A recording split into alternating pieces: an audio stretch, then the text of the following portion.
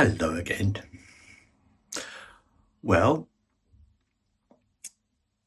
we're talking today about the detective. And the detective was one of two stories that has a kind of Agatha Christie feel about it. Not that I am anywhere near that great lady's ability at all, but I wanted to have a go at it. And the other one was Lies, Secrets and Infidelity, which will be coming up way down the line. I think on my list it runs at number 31, but we're somewhere around about number 20 at the moment.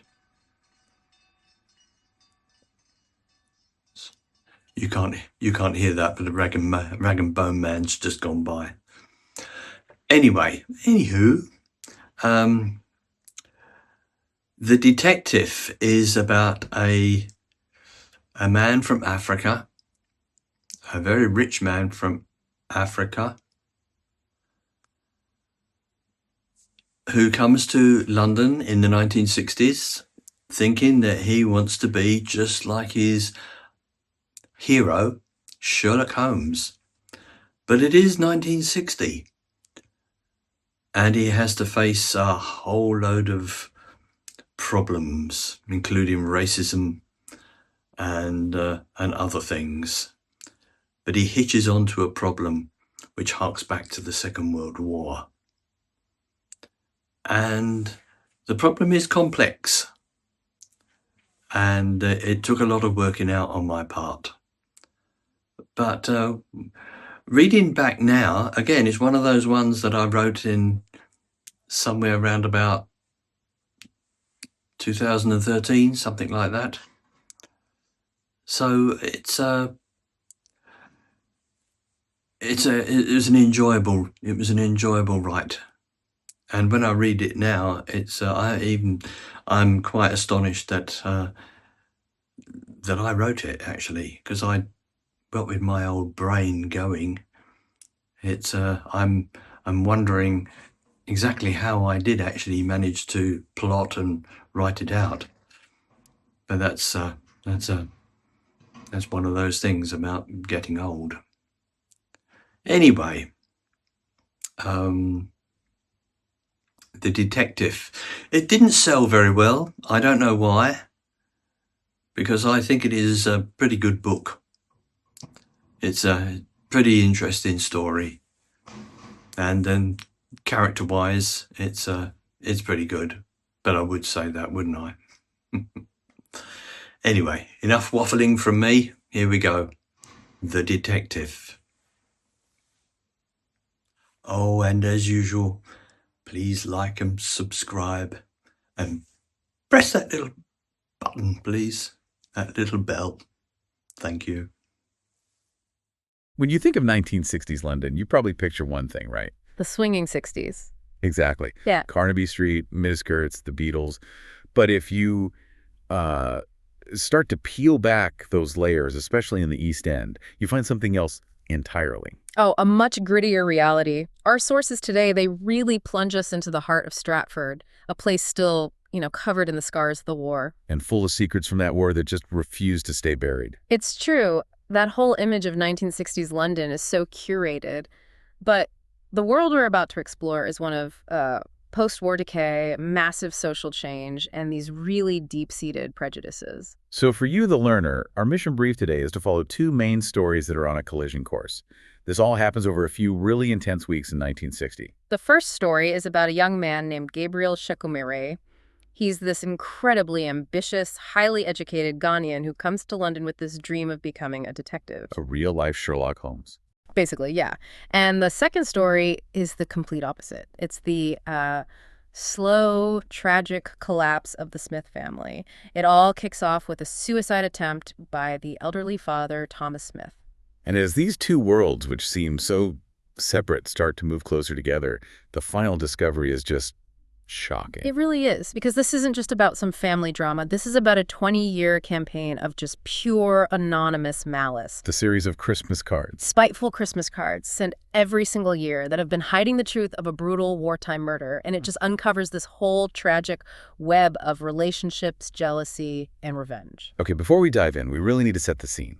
1960 Stratford. It feels like the place itself is a character in this story. It's probably the most crucial character. You have this massive post-war reconstruction happening, an office boom, something like 50,000 new jobs are being created. So on the surface, things are looking up. On the surface, yeah, especially for women who are moving into these new white-collar roles.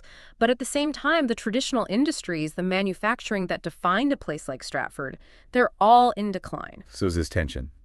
Opportunity, but also decay. A lot of tension and social upheaval. You've got the rise of what they call juvenile delinquents. The teddy boys. The teddy boys, exactly. And they're not just kids messing around. This is a whole counterculture. They're turning away from tradition. They're influenced by American rock and roll. And at the same time, you have deep racial tension. Right, with immigration from the Commonwealth growing. Yes, and our sources talk about youth gangs targeting the West Indian community. So it's an environment where all the old rules, the old ideas of morality and respect are just sort of crumbling. And that's the perfect backdrop for our two main subjects, who really embody that clash between the old world and the new. So let's start with Gabriel Chukwumereije. He arrives from West Africa, and we need to be clear about something right away. He's not coming from poverty. Not even close. He's 21, incredibly well-educated. Mathematics, literature, languages, economics. His father is a Supreme Court justice in Accra, Ghana. So he lived a life of privilege. Immense privilege. A huge home, servants, a view of the Gulf of Guinea, the whole 9 yards. So the big question is, why is he in Stratford? Yeah. Why trade all of that for, the grime of the East End? It sounds less like he's migrating and more like he's running away. That's a great way to put it. It is a kind of self-imposed exile. He's fleeing expectation. His motivation is really philosophical. He's not after money. No. He talks about having a plethora of unexplained questions and dilemmas. He's obsessed with his hero, Sherlock Holmes, and he sees London as the ultimate puzzle box, the place to test his own mind. So he plans his whole escape, sews money into his belt. Leaves a note for his mother, and that's it. He's gone. His goal isn't wealth. It's, to integrate, to challenge himself, and to become a private detective on his own terms. And this romantic, almost storybook idea of London, it slams into the reality of 1960 Stratford pretty hard. Yeah, brutally hard. It starts the second he gets there. A train guard, this older guy, calls him a darky and tells him to shift your arse. Just like that. Wow. Then he goes into the Angel Lane market, and it's more of the same. Offensive catcalls. He says his first week was bordering on sheer misery. The sources even mention him trying to buy vinegar for bedbug bites. Yeah, and that's such a telling detail. He goes into this shop owned by an Indian family, and even they treat him with suspicion, like he's the source of the problem. It's just hostility from every direction. But the interesting thing is, it doesn't break him. He doesn't just pack up and go home. No, because he has this intellectual shield. Yeah. He sees all this racism not as a personal attack, but as data. Information about the society he's trying to understand. He's observing. He's the detective already. He is. He's thinking, these people are offensively impolite, racist, and uneducated. He knows he has a better command of the English language than most of them. And that confidence, that detachment is what protects him. It's his Sherlockian defense mechanism kicking in. So while Gabriel's navigating this new hostile world, we have to look at the other end of the spectrum.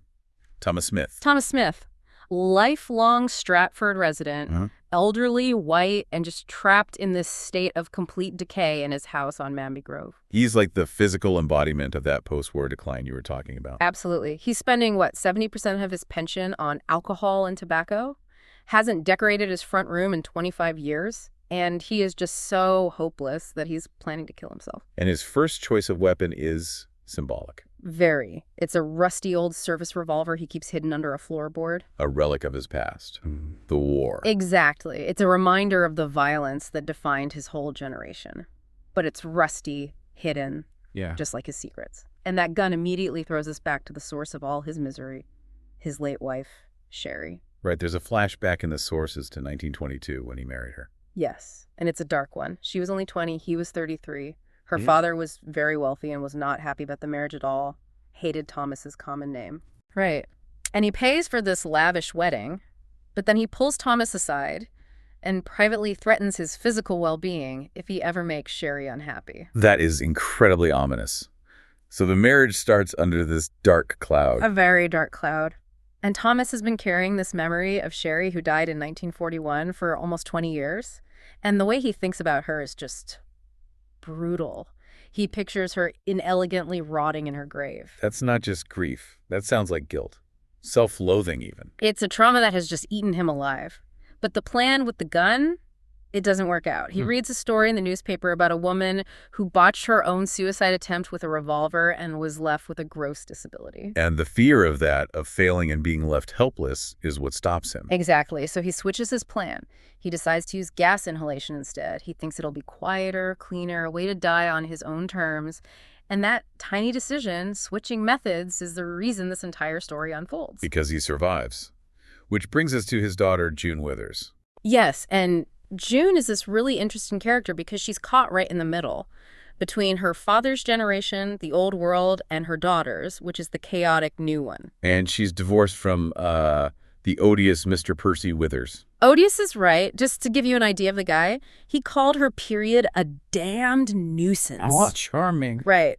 So June is just trying to hold on to some kind of respectability. She wanted to be a court dressmaker, but now she's just working from home, and she's watching this social revolution happening outside her window and is terrified by it. She's worried about the youth culture, the teddy boys. Absolutely. She sees these kids in their drainpipe trousers and thinks they're just turning their backs on everything, and she really struggles to instill any of those old values in her own daughter, Sally. And Sally is 16, born during a V-2 rocket attack in 1944, a real child of the war. And her adolescence was rough. The sources describe sustained delinquent behavior at school. This included trading sexual favors for money, which made it almost impossible for her to find a normal job afterward. She had a reputation. A serious one. But now she's sort of settled down with a boy named Mark Hughes. He's unemployed, but the relationship is described as a steadying influence for her. And Mark is the boy who will eventually attack Gabriel. The very same. Their relationship is complicated. He basically won her over using the same tactics as her old schoolboy clients. Waiting for her after her shift at the cafe, spending money he didn't have. It's more codependent than romantic, but for Sally, it's stable. So we have all the pieces on the board. The detective, the decaying old man, the worried mother, and the troubled kids. And the whole thing kicks off when June finds her father. He'd gone through with his plan with the gas. But the meter ran out. The meter ran out. Just pure chance. The doctor comes and says he's unconscious from a mix of whiskey, a little gas, and tiredness. So he survives. But his survival, which should be a moment of relief, actually turns into a legal nightmare for the family. And this is the great dark irony of the whole story. The bureaucracy of 1960s London is about to crack a 20-year-old murder case. Because attempting suicide was illegal. It was a serious crime. The hospital had to report it to the police. Thomas could have faced up to 6 months in jail. And to prosecute him, the police needed just one tiny, mundane thing. Proof of his age. They needed his birth certificate. And so June has no choice but to send Sally over to her grandfather's filthy, neglected house to find it. The police, just by following procedure, accidentally send her to find the evidence of a murder. Exactly. It's the mundane paperwork that forces them to dig through the physical history of Thomas's life, and that is where the secrets are. So Sally goes into this house. It smells of decay and stale beer. She's looking for this document. Right, she goes through the whole place. And the crucial find isn't in a drawer or a box. It's in a big brown envelope hidden under her grandfather's bed. And inside are the Christmas cards. 10 of them. One for every year since 1941, the year Sherry died. That is just a stunning level of dedication to hate. A 20-year campaign. It's methodical. The cards are made from letters and words cut out of magazines and newspapers. A huge amount of effort every single year. And the language gets worse over time, doesn't it? It escalates dramatically. The first one, in 1941, is almost biblical. It hopes the Lord will find him out. But as the years go on, the sender gets bolder. Or hateful. Yeah, it escalates to using the F word and the C word and threats of hate and death.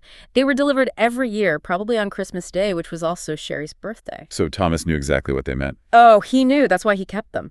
They were a secret conversation between him and the sender, a conversation about what really happened in 1941. And now, This conversation is about to get a third party. Exactly. Gabriel is sitting in Frank's restaurant, just trying to mind his own business, and he overhears Sally and Mark arguing about these cards they just found. And Sally, who is just completely overwhelmed, she turns to this stranger and says, what? She says, "You good at puzzles, you want to take a gander." And for Gabriel, this is it. This is the moment he's been waiting for. This is his Sherlock Holmes moment. It's the perfect case, not some boring debt collection. This is a real 20-year-old mystery. And he just immediately starts deducing. And he's remarkably accurate right from the start. Incredibly. He figures the sender is an older man, maybe in his 60s, someone local because of the postmark, but this is the brilliant part. The postage. The postage. He notices that the early cards were sent with expensive first-class stamps, but the later ones used cheaper second-class stamps. The sender's fortunes have declined over the years. Exactly. The hate is constant, but the money isn't. It's just a stunning piece of observation. But his success comes at a price, a physical one. Mark Hughes does not like this stranger getting involved. Not at all. Mark is fiercely protective of Sally and probably very jealous of this well-spoken, intelligent man, and he snaps. He attacks Gabriel outside the Polytechnic. Violently, hits him with these chunky rings he wears, cuts him under the eye, knocks him to his knees. But this is the crucial part that nobody sees. Gabriel doesn't fight back. He chooses not to. He's a trained boxer, a champion back in Accra. He could have destroyed Mark. But he makes a strategic decision to play the victim, to keep his cover. He's prioritizing the mission over his own safety. It's an incredible act of self-control. And it works. The police aren't called, and he's free to continue his investigation. So to get closer to the case, Gabriel makes another brilliant strategic move. He gets a job. As a cleaner at the Stratford police station. Which is just genius. He gets to see everything, hear everything. It's a classic infiltration. He doesn't need the money. He has the belt. This is purely for intelligence. He views it as being in close proximity to the vanguard of criminals. Even though he has to put up with constant racism. Constant. He gets called boy, chummy. It's deeply humiliating for a man of his background, but he endures it because it gives him access. And he knows he needs an inside source. Which is where WPC Mary Pickard comes in. Yes. Yeah. Mary. She's bright, she's cheerful, but she's stuck on the reception desk. Gabriel sees her as this overlooked, untapped well of information. And he basically manipulates her. He does. He uses what the source calls his irresistible fixed gaze. He plays on her loneliness. She's 32. She lives at home with her mother. And her mother has become a severe racist after a head injury. A truly traumatic injury. Kicked by a horse. It's a horrible situation, and Mary is desperate for an escape. She sees Gabriel, even in his cleaner's uniform, as someone with loftier aims, someone who might be her ticket out. And the lie he tells her is brilliant because it targets someone she already dislikes. Sergeant Peter Hughes, her superior. Gabriel tells her he's investigating the Hughes family, specifically the sergeant's older brother, Alec. And Mary already feels intimidated by Sergeant Hughes. Right, he's always leaning over her desk, invading her space. So when Gabriel asks for her help to investigate him, she agrees almost immediately. All she asks for in return is a nice dinner somewhere. And that's how he gets his access. Through Mary, he starts to unravel this incredibly tragic history of the Hughes family. And you really need to follow this because it's like a generational curse. It starts with Alec Hughes, born in 1900, a metal worker. His wife, Maud, died in 1928, giving birth to their son, Christopher. And Christopher grew up troubled. Very. Stealing food, sent to a juvenile detention center for setting fire to history books. A strange, symbolic crime. And then the tragedy repeats itself. It does. In 1944, Christopher marries a woman named Janet. A year later, in 1945, she dies, giving birth to their son, Mark Hughes. Mark Hughes, the boy who attacked Gabriel, and Christopher, who is just completely broken by the echo of his own mother's death, kills himself 2 days later, throws himself onto the tracks at Stratford Station. That's just horrifying. So Mark grows up an orphan, raised by his great-uncle Alec. And inherits his father's violent temper. And his other great-uncle is Sergeant Peter Hughes, the desk sergeant. Peter Hughes has his own secrets. Big ones. He's a bachelor, very neat, very meticulous. And he's avoided marriage his whole life to hide the fact that he's gay. He goes to the Tilbury docks to secretly meet seamen. And this adds another layer of insane irony. The man Gabriel is supposedly investigating. Is secretly obsessed with him. Sergeant Hughes dislikes Gabriel's presence in the station, but at the same time, he sees this young, confident Ghanaian man and views him as the dream and the sensation of another man's desires. So Gabriel is walking into this emotional minefield, completely unaware. A total powder keg. And armed with all this family history, Gabriel knows Alec Hughes is the key. The kind of man who could hold a grudge for 20 years. So he goes back to June, apologizes for Mark's attack, and asks to see the cards. She agrees, but she's still cautious. She has her friend and neighbor Susan there for support. And this is where another huge piece of the puzzle falls into place. A massive one. Susan is so impressed with Gabriel's mind, with his ability to see the patterns, that she confesses something she's kept secret for years. She was attacked by Alec Hughes. She says he raped her. That old bastard, she calls him. It happened during the wartime blackout, when she was just 16. So this confirms that Alec is capable of extreme violence and has his own deep, dark secrets from that exact same time period. It's the motive. It paints him as this profound hypocrite, tormenting another man for a secret murder while carrying the secret of his own violent crime. The whole card campaign suddenly looks like something much darker than just revenge for a lost love. So Gabriel has the motive. He has the timeline. He connects the first card in 1941 to Sherry Smith's death in 1941. He knows it's all connected, but he needs physical proof. He needs the smoking gun, and he knows he's running out of time. Mark's getting more violent. Mary could be in danger. So he decides to break into Alec Hughes' house. A huge risk. A massive risk. He uses his private detective skills. He has a cover address, and he gets inside. He finds this old Victorian jewelry box under Alec's bed. But at first it seems like a dead end. Right. It's just full of envelopes with cash for bills. Alec is so orderly, but Gabriel has this intuition, this tingle in his fingers, and he inspects the lid of the box, and he finds it. A false bottom. A false bottom. And hidden inside are 18 letters. Written by Sherry Smith. Written by Sherry right before she died, and they are the proof. They detail this passionate physical affair she was having with Alec. She was planning to leave Thomas for him. One letter says she was soon to be his body and soul. So Alec has been hoarding these love letters for 20 years. The proof of what he lost. And the proof that Thomas had a motive for murder. The man sending the anonymous hate mail was holding the most explosive secret of all. Exactly. So Gabriel takes this evidence and goes back to June, and he lays out the entire theory, and it is just stunning. It's so precise. He uses the historical context, the Blitz. He says, Thomas Smith found one of those letters, maybe the body and soul letter. He confronted Sherry, and in a rage, fueled by 20 years of pressure from her father and this ultimate betrayal, he killed her. With a poker. Bashing her face in with a poker. And that night, there was an air raid, which was the perfect cover. Because Thomas was an ARP warden. An air raid precautions warden. His job was to be out on the streets during the blackout. So he knew exactly what to do. He dragged her body 2 houses down, hid her in the ruins of a bombed-out building, and claimed she was a casualty of the raid. The perfect murder.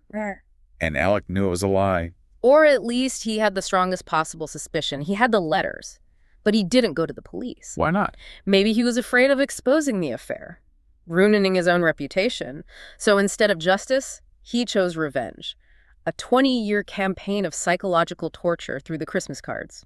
A conversation that only he and Thomas understood. Until now. And the final dark irony is that Thomas's own attempt to escape that guilt, his suicide attempt, is what brings the whole thing crashing down. And once the truth is out, the violence just explodes. It escalates immediately. Mark Hughes, who is just consumed by rage and jealousy, attacks Gabriel again, this time in West Ham Park. And he's not alone. He has another youth with him, and this time Mary is there. She's with Gabriel. And she gets caught in the middle of it. She tries to intervene, to protect Gabriel, and Mark's friend knocks her down. She hits her head on an iron park bench and is knocked unconscious. And that's the trigger for Gabriel. The cowardly act is over. Instantly. He unleashes the former champion boxer from Accra. He uses swift, devastating professional blows. And he puts Mark in a coma. In a coma. The other boy runs for his life. Gabriel's brought into the station, his own workplace, for questioning.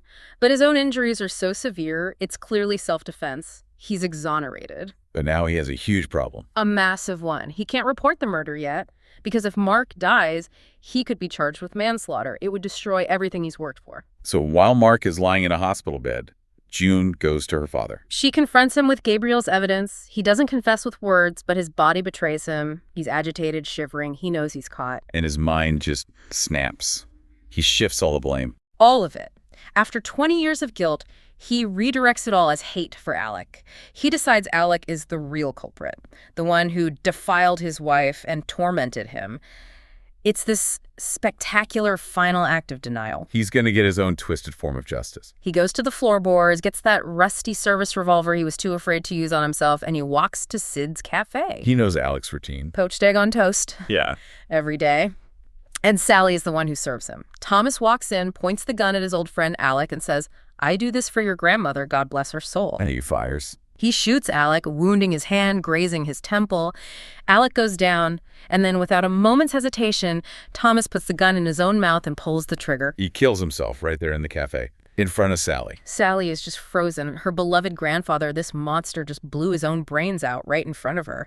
Alec survives, Mark is still in a coma, and this 20-year secret ends in blood and chaos on a cafe floor. And Gabriel. Gabriel has to run. He can't risk the manslaughter charge. He has to leave London, and he has to break up with Mary. Which is just devastating for her. She's heartbroken and furious. She confronts him, accuses him of just using her for information, of putting his mad experiment ahead of her safety, ahead of her feelings. And she gets her revenge, in a way. A very public one. She sells her story to the newspapers, and then at the coroner's inquest for Thomas's death, she walks right up to Gabriel in the courtroom and slaps him hard, right in front of everyone. The end of his London experiment. A very final, public, humiliating end. The sources do give us a final look, though, from 1989. Gabriel's daughter visits Stratford. And what does she find? She finds that Sally and June actually remember Gabriel fondly.